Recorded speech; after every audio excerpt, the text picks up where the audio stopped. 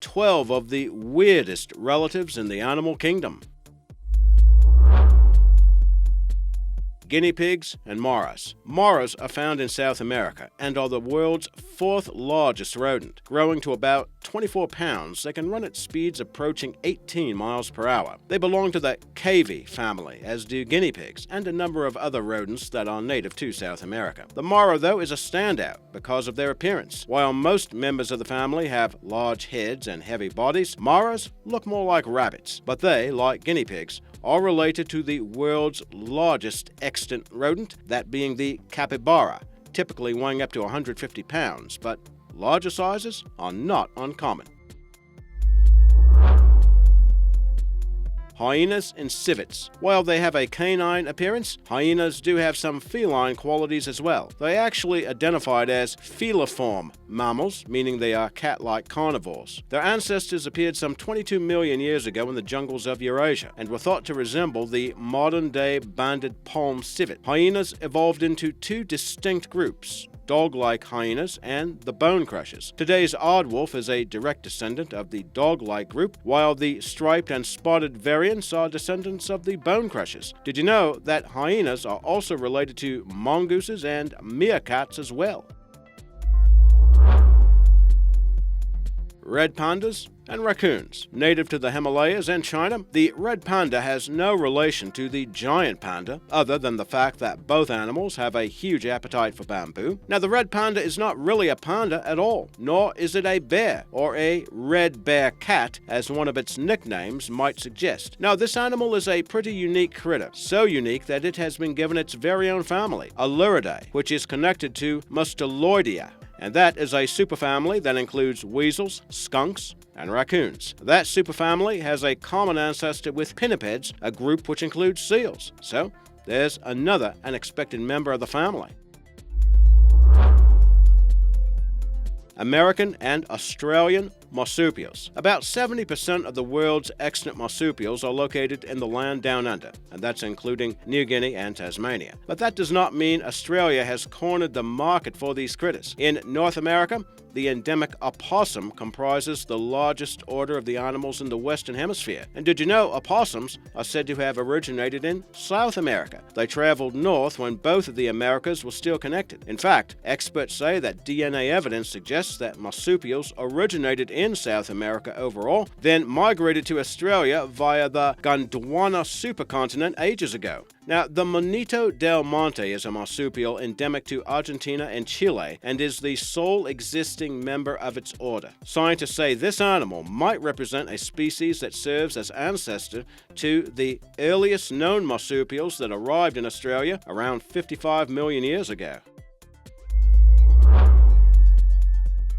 Elephants and manatees and dugongs. Given the elephant's massive size, it's easy to imagine that it would be closely related to other huge beasts like hippos or rhinos, which are also found in Africa and have gray skin. But the elephant's closest cousins are actually manatees and dugongs, and in fact it is easy to note the resemblance between the critters. Manatees, along with dugongs, comprise the four extant species in the order of Sirenia. Around 60 million years ago, animals in that order are believed to have evolved from four-legged land mammals. Manatees are large and gray like elephants, but not as massive, weighing over 3,900 pounds at the heaviest. And of course, they are marine mammals living underwater. And did you know that some sources claim that sightings of mermaids were really manatees that were misidentified?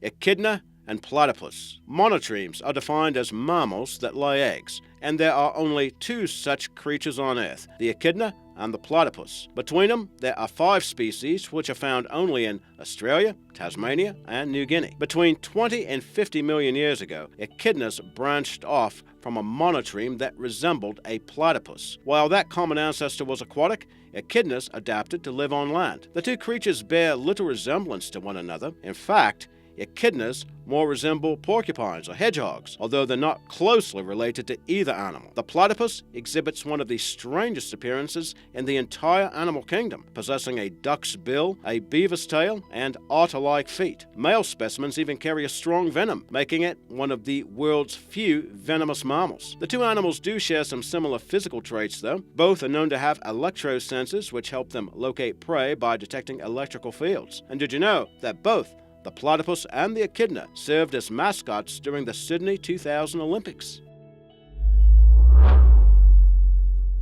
Seals and bears and weasels. So you can't see the resemblance between the fearsome bear and the less intimidating seal? Well, the fact that they're related at all is kind of ironic, since the polar bear is the seal's #1 predator. Pinnipeds, the family that contains seals, walruses, and sea lions, are thought to be related to the ancestors of modern-day ursids, or bears, and to be the ancestors of modern-day mustaloids like weasels and otters as well. Pinnipeds evolved from a creature called the Pugila, which went extinct some 20 million years ago. Resembling a cross between a seal and an otter, that carnivorous animal had physical characteristics like webbed toes and powerful legs, which suggested that it lived on the land and hunted in the water, much the way modern polar bears hunt for seals today.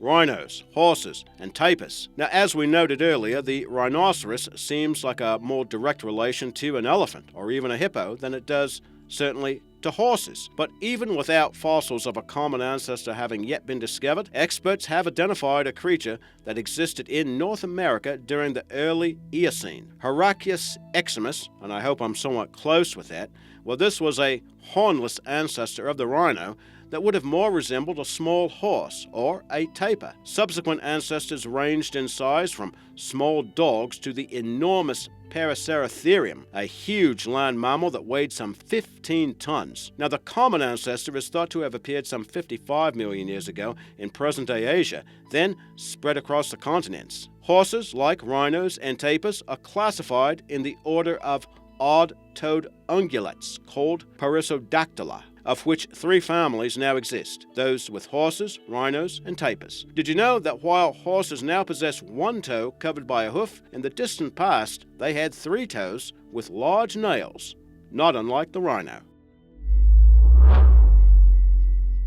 Elephants and rock hyraxes. Now, we told you earlier about the relationship between the pachyderms and manatees and dugongs, but elephants are also related to some creatures you might never imagine, at least not from a size perspective. The rock hyrax is a squat mammal weighing about 10 pounds and resembles a badger somewhat. They, along with elephants and manatees, shared a common ancestor which evolved into marine mammals. But that common ancestor also adapted to life on land in Africa, and over time, the bodies became smaller as they eventually evolved into today's rock hyrax. Now, more direct ancestors of modern-day elephants also stayed on the open plains as they attained their massive size. There was obviously quite a size difference that was created between these relatives over a long span of time. Now, we mentioned that the rock hyrax weighs about 10 pounds. Manatees can weigh up to around 3,900 pounds, and the modern-day African bush elephant, well, that one can weigh more than 13,000 pounds.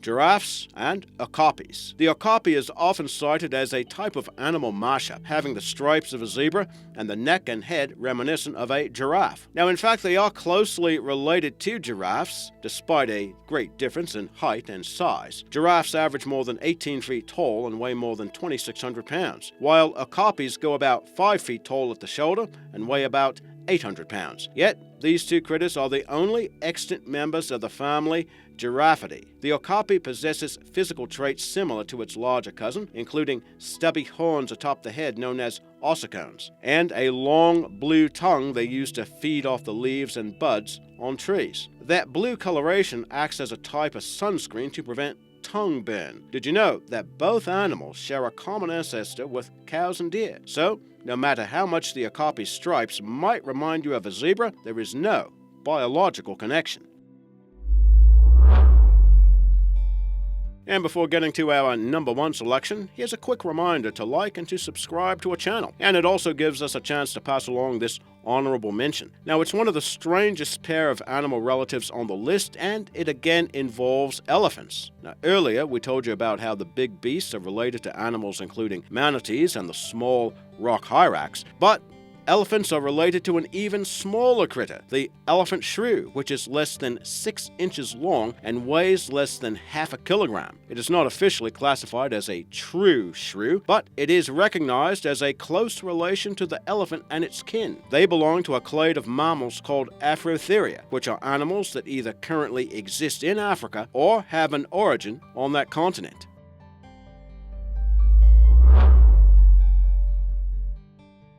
1. All in the family. Of course, when you use the word primate, it doesn't just apply to apes and monkeys, because humans are primates as well. In fact, we are included with chimps, gorillas, and orangutans in the same family of Hominidae, or the great apes. So, who do we count among our closest relatives in the animal kingdom? Well, experts tell us that we are most closely related to the common chimpanzee, as judged by anatomy and genetics. The difference between our DNA and theirs is about 1%, give or take. That is, 99% of our DNA is the same. It's thought that while our Hominidae clade is around 13 million years old, our last common ancestor existed somewhere between 5 to 10 million years ago. Now, some of our similarities include socializing, using language and facial expressions to communicate, bipedal locomotion, and the ability to make tools. And did you know the common chimpanzees even like to take some me time to settle back and solve puzzles for entertainment? They do share some of our flaws too, unfortunately, including displays of overt aggression and a willingness to harm other chimps to keep the territory. Sound familiar?